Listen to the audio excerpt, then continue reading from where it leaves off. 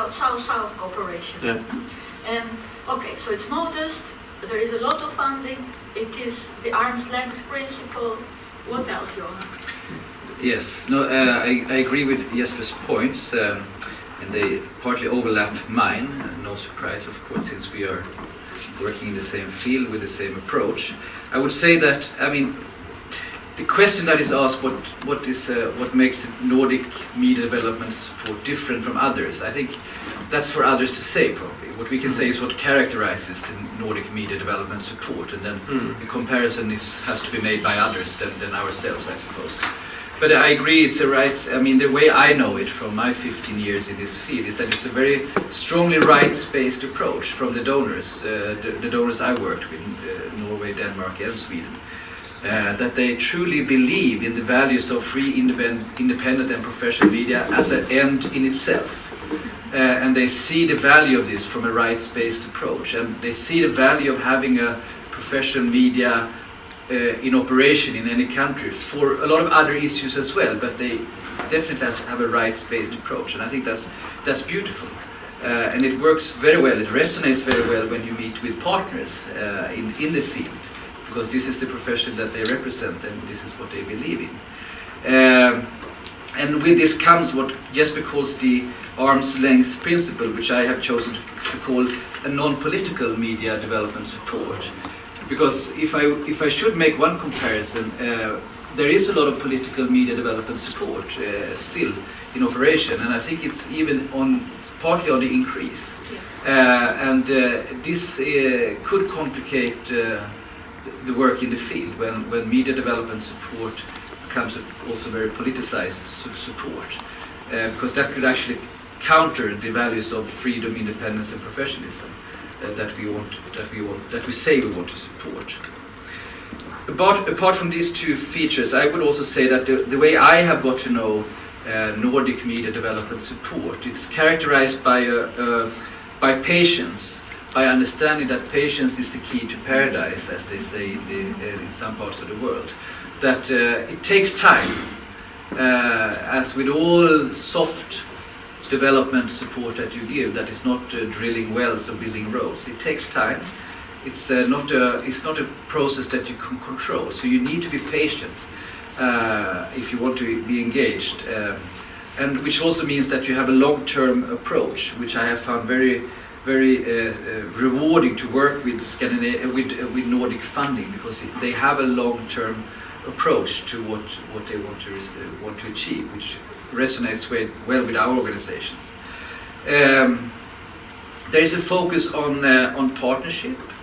There is a focus on local ownership, which I also would say characterizes the Nordic media development support, which I think adds a lot of value, a strong partnership approach, a strong respect for the fact that what I normally say is that we write our story within brackets, that the story, the book, the novel on media development or the fight for freedom of expression in any country is a long story that runs for decades. And this is not a story written by the Nordic partners. We are there for a short time. It could be 10 years, but still it's within brackets, and the story started long before us. The narrative, as we say, started before us, and it will continue long after us. And I think this understanding is also something that characterizes the Nordic approach. And I have more, but I will end there, so I will not empty the discussion. Thanks a lot. I think there is 40% by shame and 20% of lust or energy, positive energy. So when you ask that question, the guilt and shame factor goes up. Why are you here? What? How can you motivate your existence? It's not a good question to ask to a Swede. But it's existential. I don't. Yes. It doesn't have to be existential, but no, we are. My answer is world. no. I mean, what is the added value of FOJO Media Institute being an actor in this? Yes. This is your question. I would say that the reason why we are in this field is because there's an imperative that we have a mandate to be so from the Swedish government to support free, independent and professional media in Sweden and internationally. And I think there is a belief that it is important to have a Swedish actor doing so, not least for the diversity of the media in Sweden and for the Swedish media itself.